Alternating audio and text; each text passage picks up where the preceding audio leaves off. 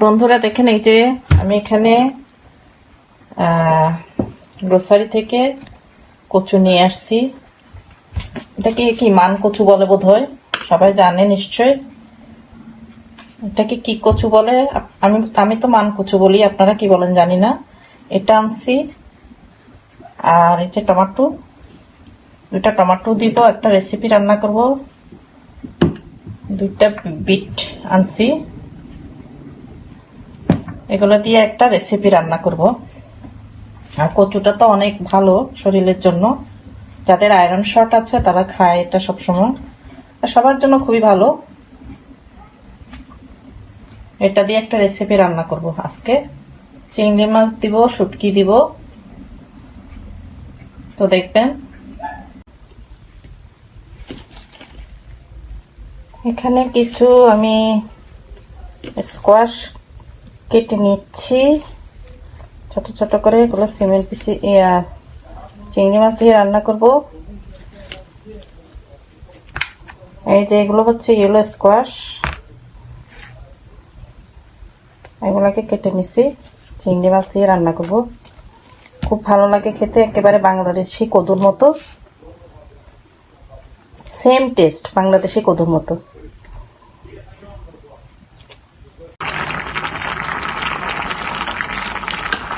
তো পুরো রেসিপিটা আপনাদেরকে দেখাই নাই, কারণ দেখালে ভিডিও আসলে অনেক বড় হয়ে যাবে। যে সব মশলা টশলা কষায়ে চিংড়ি মাছ দিয়ে, এই যে সাথে অবশ্য লটিয়া শুটকি দিয়েছি, দেখুন কি সুন্দর। সাথে একটু বিট শাকও দিছি, বিটের একটু শাক ছিল, অনেক সুন্দর হয়েছে।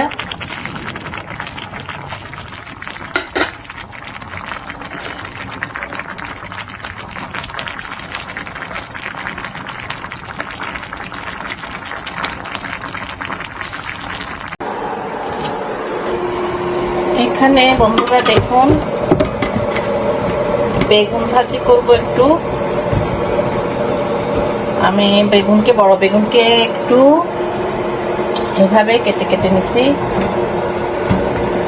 এই যে এখানে এগুলা কিছু আমি হলুদ দিয়ে আর অল পারপোজ সিজনিং, মানে সব রকম মশলার একটা সিজনিং পাওয়া যায় এখানে, এগুলো দিয়ে আমি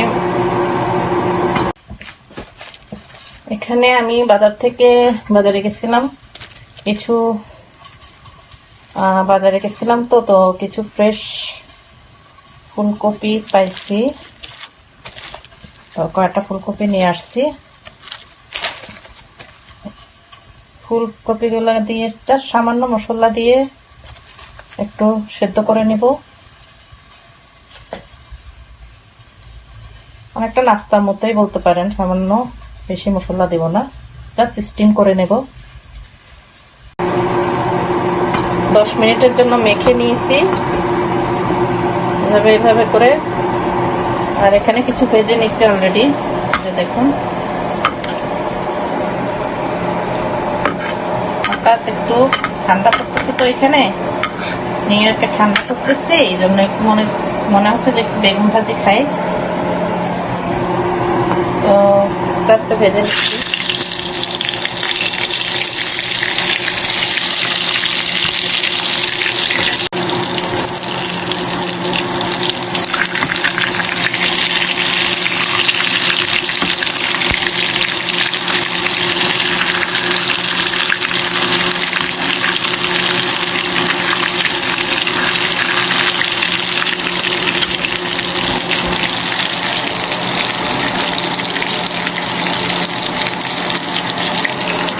আমি একদিন পরে একটু বেগুন ভাজি খাবো আর কি, খাবো, ভেজে নিচ্ছি।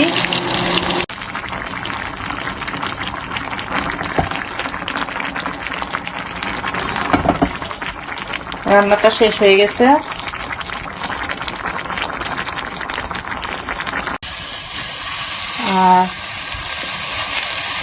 আর এই তো ফুলকপিগুলো আমি এখানে শুধু সামান্য আদা রসুন পেস্ট আর একটু সিজনিং দিচ্ছি, আর হালকা অলিভ অয়েল দিয়েছি অল্প করে, দিয়ে স্টিম করে সিদ্ধ করে নিয়েছি।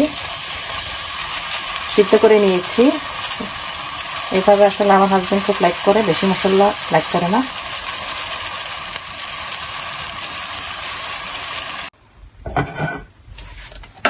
ফ্রাই প্যান গরম হয়ে গেছে, আর এই যে আটাগুলোকে আমি একটু নেড়ে নিচ্ছি, ভালো করে নেড়ে নিতে হবে।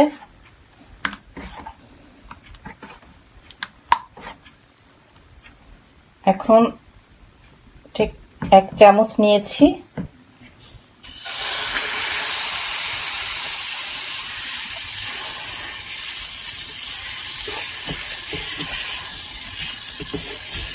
এইভাবে গোল করে দিতে হবে।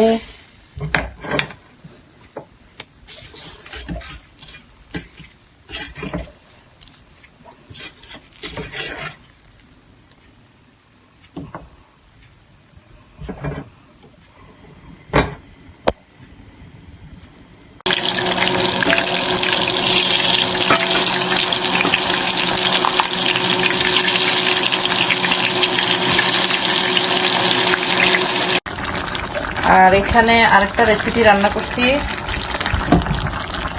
ক্যাটফিশ দিয়ে কদু দিয়ে রান্না করছি। এই যে ক্যাটফিশ,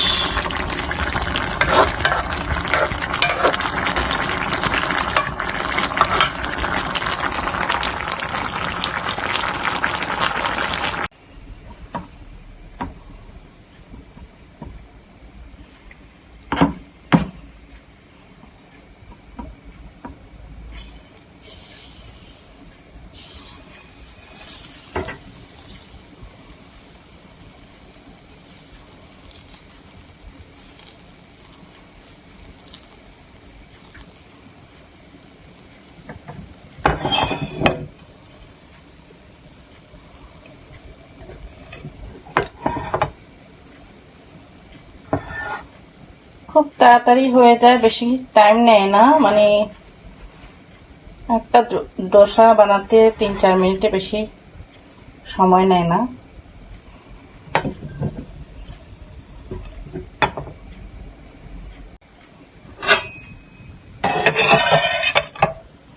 আরেকটা হয়ে গেছে।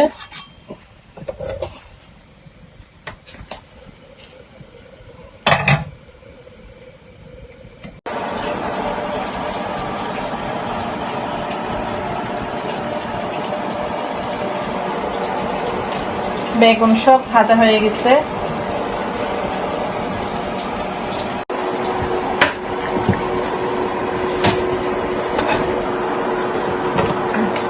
এখানে রাইস কুকারে গরম গরম ভাত হয়ে গেছে।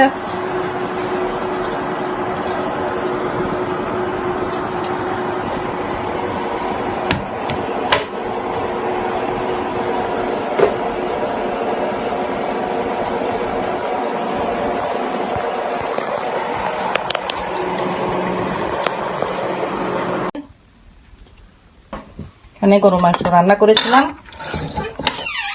আর একটু গরম করে নিয়েছি ভুনা।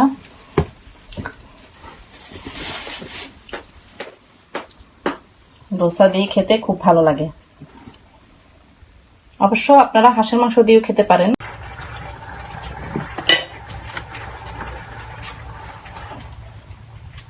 আর খিদা পাইছে, একটু ভাত খাবো, একটু ভাত বেড়ে নিচ্ছি।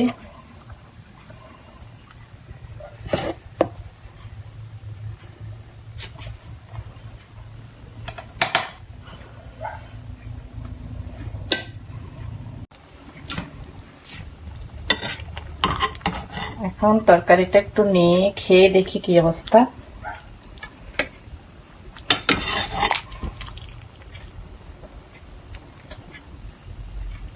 একটু লাল লাল সুন্দর হয়েছে, সাথে গ্রিন, খুব সুন্দর লাগতেছে তরকারিটা। আর এখান থেকে একটু নেই, কদু তরকারি নেই একটু।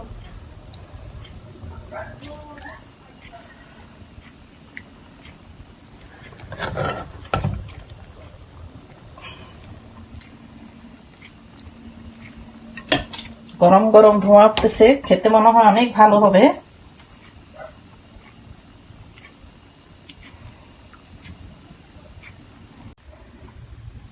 বিসমিল্লাহির রহমানির রহিম।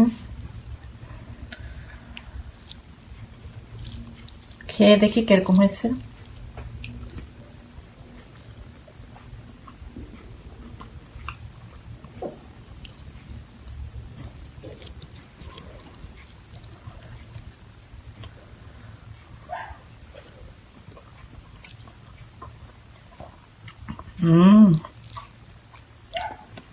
মাশাআল্লাহ অনেক ভালো হয়েছে তরকারিটা। মনে হয় আজকে একটু দুই প্লেট ভাত খেতে পারবো। সলে এক প্লেট ভাত খাই, কিন্তু মনে হয় আজকে অনেক খেতে পারবো।